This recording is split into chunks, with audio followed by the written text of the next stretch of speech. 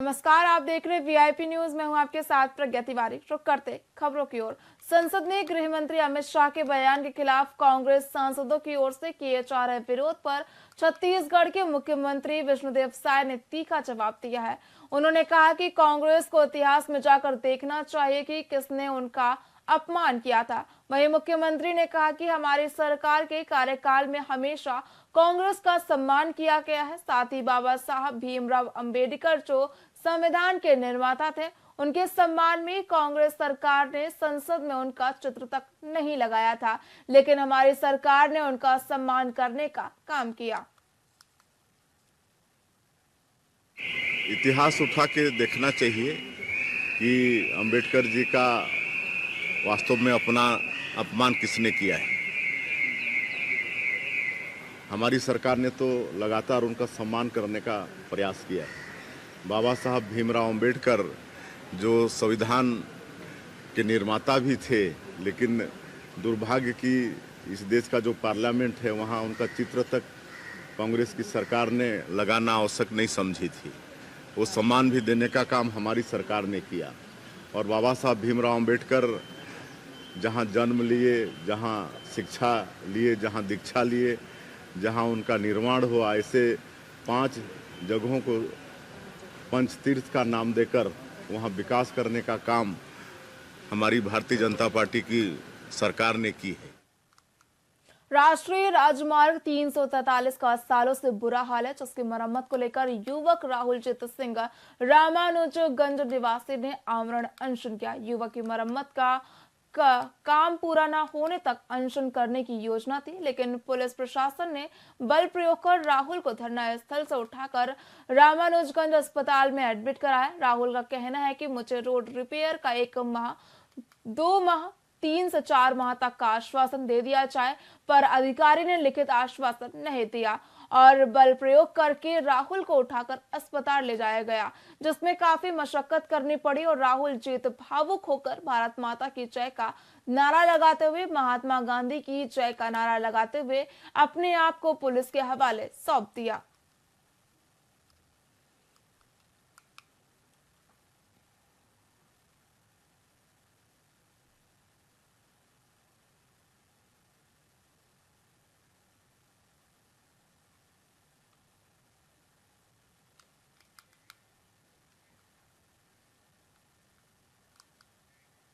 छत्तीसगढ़ राज्य चुनाव आयोग के निर्देशन में बीजापुर में नगरीय निकाय वार्डों के आरक्षण प्रक्रिया पर एक महत्वपूर्ण बैठक आयोजित की गई। ये बैठक बीजापुर के जिला निर्वाचन अधिकारी कलेक्टर संबित मिश्रा की अध्यक्षता में कलेक्ट्रेट सभागार में संपन्न हुई। बैठक का मुख्य उद्देश्य आगामी नगरीय निकाय चुनाव में वार्डों के आरक्षण की प्रक्रिया को लेकर सभी राजनीतिक दलों के साथ चर्चा करना था। कलेक्टर संबित मिश्रा ने बैठक में सभी राजनीतिक दलों को आरक्षण प्रक्रिया के बारे में पूरी पारदर्शिता के साथ जानकारी दी।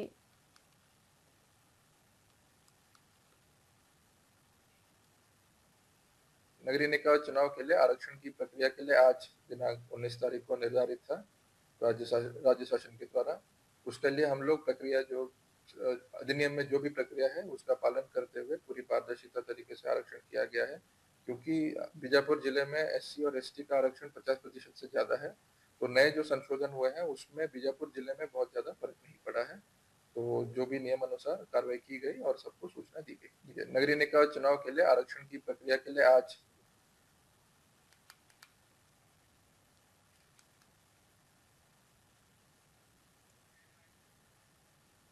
जिला प्रशासन और स्कूल शिक्षा विभाग 19 से 22 दिसंबर तक चलने वाले राष्ट्रीय शालेय क्रीड़ा प्रतियोगिता की मेजबानी इस बार छत्तीसगढ़ राज्य कर रहा है। छत्तीसगढ़ के बिलासपुर जिले में आयोजित हो रहे इस प्रतियोगिता में 384 खिलाड़ी अलग अलग राज्यों से यहां आए हुए हैं। वहीं 68वीं राष्ट्रीय शालेय क्रीड़ा प्रतियोगिता में 12 राज्य और 2 केंद्र शासित प्रदेश से आए खिलाड़ियों को संवाद की परेशानी हो रही। खिलाड़ियों का कहना है कि उनको ट्रांसपोर्ट की समस्या हो रही है।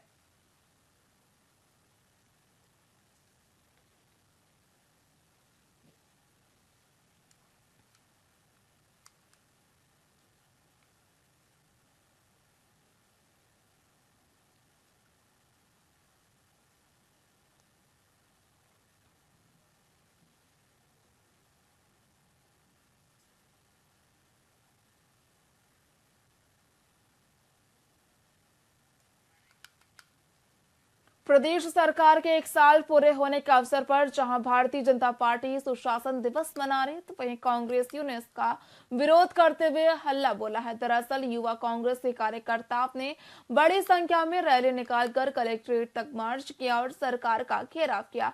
कांग्रेस ने भाजपा सरकार पर वादा खिलाफी का आरोप लगाते हुए कहा कि सरकार ने किसानों के साथ धोखाधड़ी की है और युवाओं को रोजगार नहीं दिया गया है। कांग्रेसियों का कहना है कि प्रदेश में अपराध लगातार बढ़ रहा है और सरकार इसे रोकने में पूरी तरह से विफल साबित हुई है। इसके अलावा आश्रमों में छात्रों की मौत की घटनाओं पर भी प्रशासन और सरकार के नेताओं की खामोशी पर सवाल उठाए गए हैं।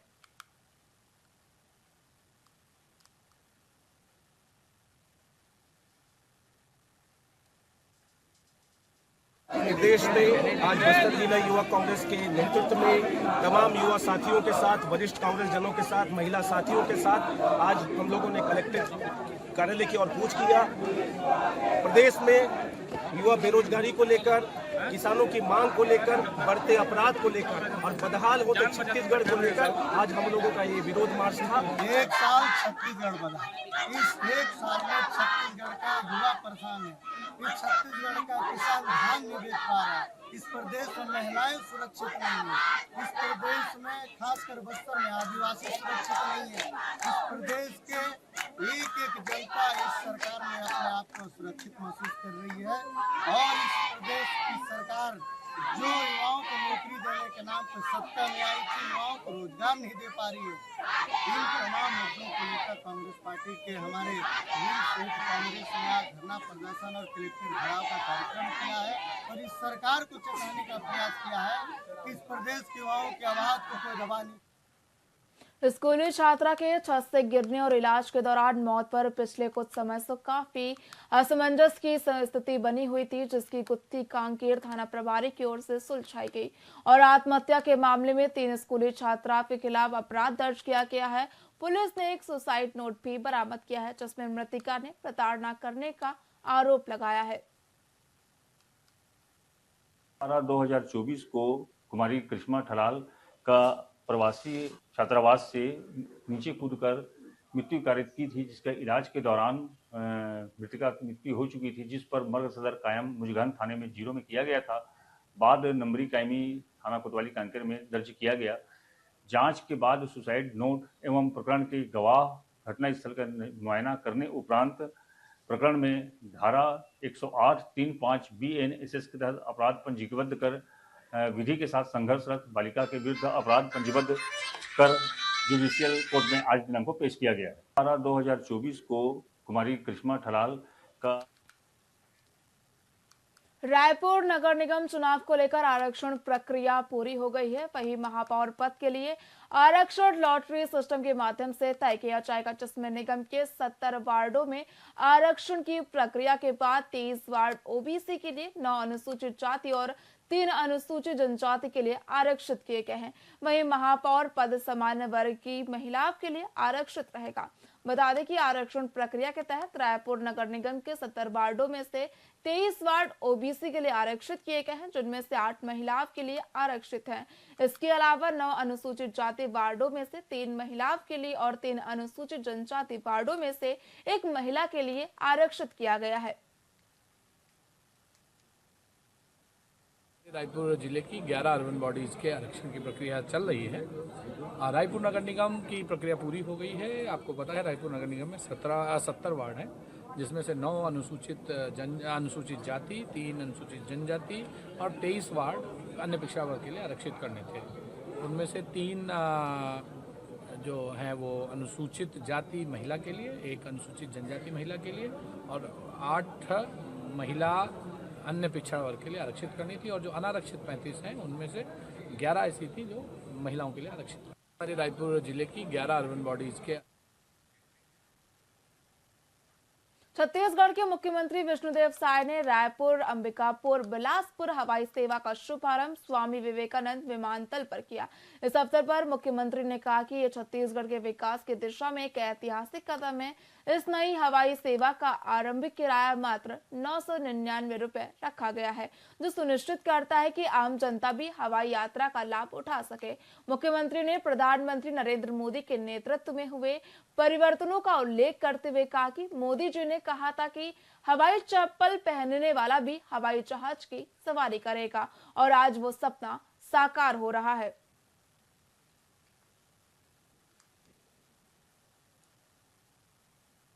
आज का दिन छत्तीसगढ़ के लिए एक ऐतिहासिक दिन है और गौरव का भी दिन है। आज रायपुर से अंबिकापुर हवाई यात्रा प्रारंभ हुई है और जिस तरह से डबल इंजन की सरकार के कारण और हमारे देश के यशस्वी प्रधानमंत्री श्री नरेंद्र मोदी जी के आशीर्वाद से लगातार छत्तीसगढ़ में हर क्षेत्र में विकास हो रहा है।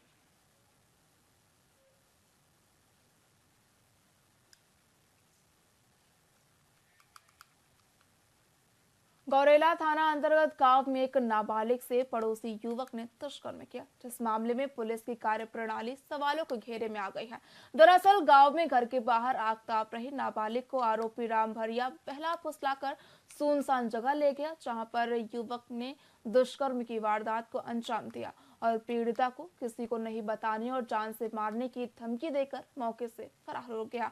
पीड़िता ने घर जाकर पूरे मामले की जानकारी परिजनों को दी। वहीं जानकारी लगने पर पीड़िता के पिता ने आरोपी की जमकर पिटाई कर दी, जिससे उसके सिर पर गंभीर चोटें आई हैं। इस मामले में पुलिस के कार्यवाही पर प्रश्न चिन्ह लग रहा है, क्योंकि पिटाई के मामले में रेप का आरोपी राम कुमार गोरेला थाना में रिपोर्ट लिखवाने पहुंचा था, तो पुलिस ने रेप का अपराध दर्ज करने से पहले रेप पीड़िता के खिलाफ मामला दर्ज कर लिया। वहीं रेप के मामले में लेट लतीफी को लेकर कांग्रेस ने पुलिस की कार्यप्रणाली पर सवालिया निशान लगाए हैं, तो वहीं पुलिस इस मामले के संबंध में अपने तर्क दे रही है।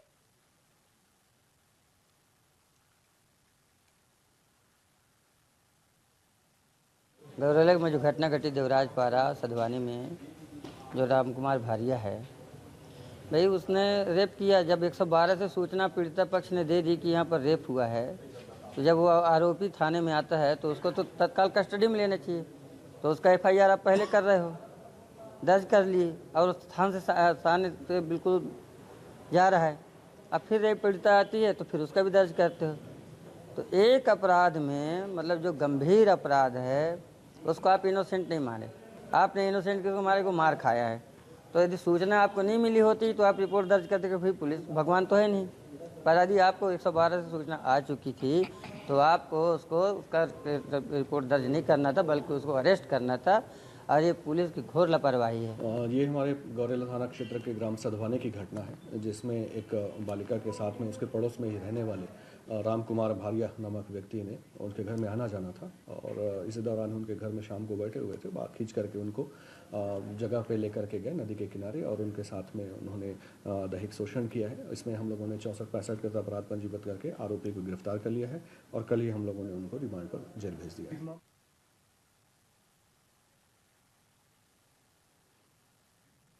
फिलहाल खबरों में इतना ही। देखते रहिए VIP न्यूज। नमस्कार।